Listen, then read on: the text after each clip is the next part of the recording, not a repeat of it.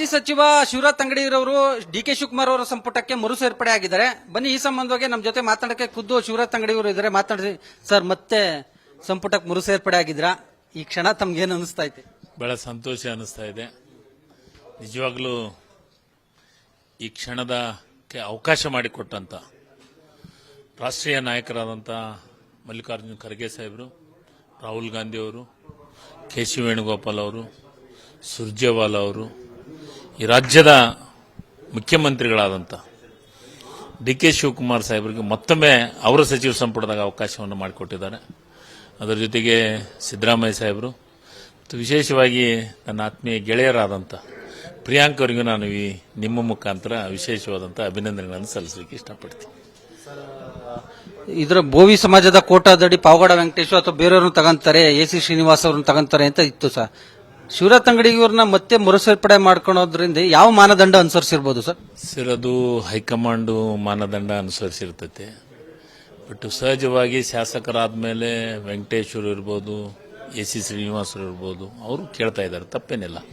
ಸಮಾಜದ ಮುಖಂಡರು ಅವರು ಸಹಜವಾಗಿ ಕೇಳೋಂಥದ್ದು, ನಿರ್ಧಾರ ಮಾಡೋದು ಹೈಕಮಾಂಡು.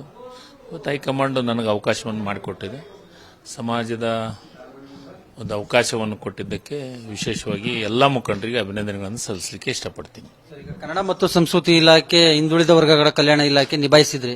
ಈ ಬಾರಿ ಡಿ ಕೆ ಶಿವಕುಮಾರ್ ಸಂಪುಟದಲ್ಲಿ ಬೇರೆ ಖಾತೆ ಎಕ್ಸ್ಪೆಕ್ಟ್ ಮಾಡ್ತೀರಾ ಸರ್? ನಾನು ಖಾತೆ ಅದು ಇದು ಅಂತ ಯಾವುದೂ ಎಕ್ಸೆಪ್ಟ್ ಮಾಡಿಲ್ಲ.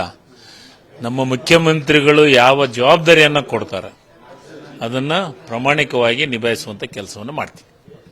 ಯುವಕರಿಗೆ ಆದ್ಯತೆಯನ್ನು ಮಾಡಿಕೊಡ್ತಾರೆ ಈ ಬಾರಿ ಅಂತ ಹೇಳಲಾಗ್ತಾ ಇದೆ ಸರ್. ಯುವಕರಿಗೆ ಕೊಟ್ಟಿದ್ದಾರೆ, ಈ ಅತಿ ಹೆಚ್ಚು ಯುವಕರಿಗೆ ಅವಕಾಶವನ್ನು ಮಾಡಿಕೊಟ್ಟಿದ್ದಾರೆ. ಅದ್ರಾಗೇನು ಎರಡು ಮಾತನೇ ಇಲ್ಲ.